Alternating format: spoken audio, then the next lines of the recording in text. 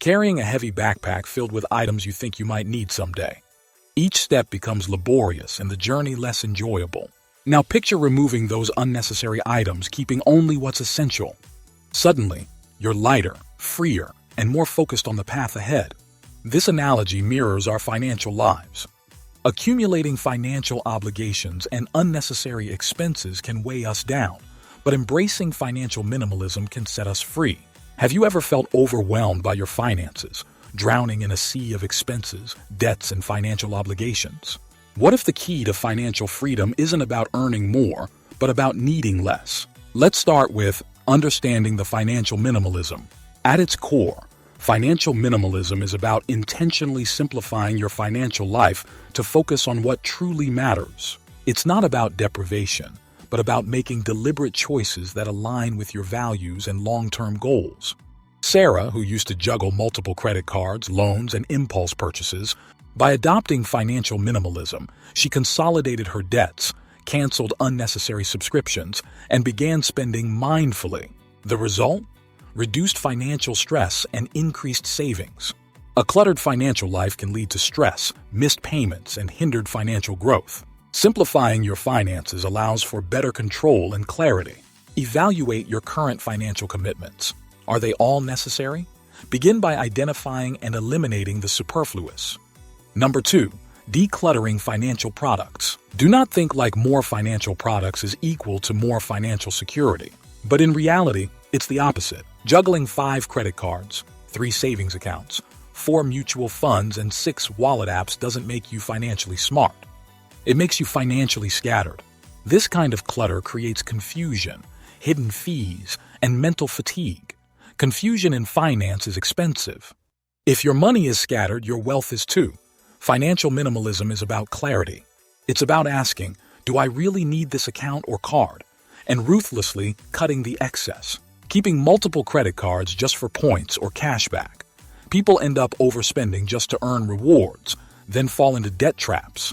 Holding on to random insurance or investment products they don't understand, just because someone recommended it.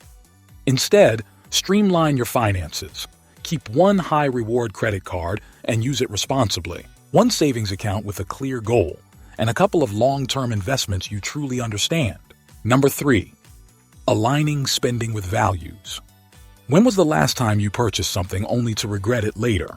Every dollar you spend is a vote for the kind of life you want to lead. Financial minimalism emphasizes spending on what truly adds value to your life. Impulse buying often leads to clutter and financial strain. Mindless spending can derail financial goals and lead to accumulation of unnecessary items. Before any purchase, ask yourself, does this align with my values and long-term goals? Conscious spending leads to financial savings and a more fulfilling life. Number 4, debt-free living, the power of financial minimalism. Debt isn't just a financial drain. It's a psychological weight that holds you back from living your best life. Imagine a life where your money isn't tied up in paying off debts. No more sleepless nights worrying about bills or interest rates. That's the promise of financial minimalism. It's about stripping away the excess, focusing on what truly adds value to your life, and freeing yourself from the burden of debt. Too often, people fall into the trap of borrowing beyond their means, leading to a cycle of stress and financial insecurity. The effects ripple into all aspects of life, affecting relationships, health, and personal well-being. To break free, start by assessing your debts honestly and prioritizing repayment with a minimalist mindset. Cut unnecessary expenses like subscriptions or impulse purchases and redirect those funds towards paying off debts faster. Keeping debt under control aligns your finances with your future aspirations, allowing you to invest in what truly sparks joy and fulfillment. Number 5, design your money around what truly matters. Most people don't budget, they guess. They swipe cards, hope for the best, and wonder where their money disappeared at the end of the month. But here's the brutal truth. If your money doesn't have a plan, someone else will plan it for you. Marketers, companies, or impulse buys. That's where the essential-only budget comes in, a core practice of financial minimalism. It's not about restriction, it's about liberation. Like James Clear says in Atomic Habits, you do not rise to the level of your goals, you fall to the level of your systems. And budgeting is your system. A minimalist budget is ruthlessly focused: housing, food, transport, investments, and only those few things that bring real value to your life. Everything else, cut it like dead weight. Number 6. Buy less, live more. The secret of mindful spending. Let's be honest, most of us don't spend money, we react with it.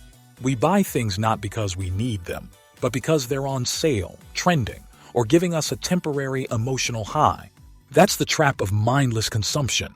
Joel, a 26-year-old teacher who used to spend $600/month on food deliveries, tech, and random shopping.